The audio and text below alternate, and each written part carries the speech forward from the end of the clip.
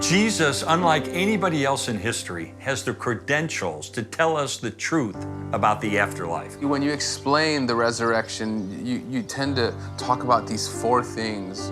Yeah, the four areas are: number one, his execution; number two, the early reports that he rose from the dead; number three, the empty tomb; and number four, the eyewitnesses.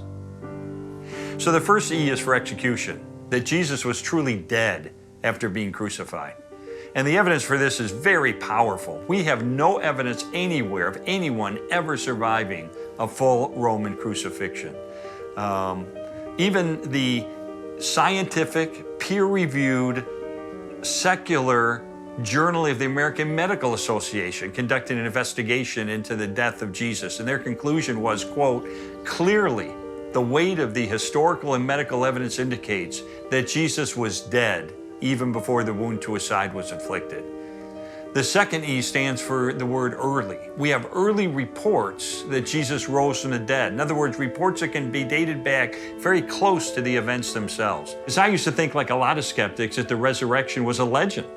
And I knew it took time for legend to develop in the ancient world. So I figured 100, 150 years after the death of Jesus, stories were invented, mythologies were spun, and that's where the idea of the resurrection came from.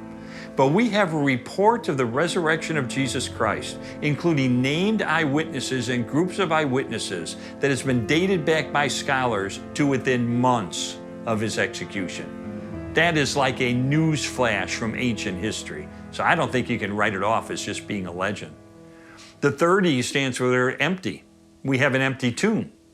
And the strongest evidence for this is that even the opponents of Jesus implicitly admitted the tomb was empty. There was nobody in the first century claiming that, no, the body is still there. Even the opponents of Jesus said, oh, well, the disciples stole the body. They were conceding the tomb is empty. They're trying to explain how it got empty. And yet the disciples didn't have the motive, the means, or the opportunity to steal the body. And then finally, the fourth E stands for eyewitnesses. As I said, most of what we know from ancient history are facts based on one or maybe two sources. And yet, for the conviction of the disciples that they encountered the resurrected Jesus, we have no fewer than 9 ancient sources, inside and outside the New Testament, confirming and corroborating the conviction of the disciples that they encountered the risen Christ.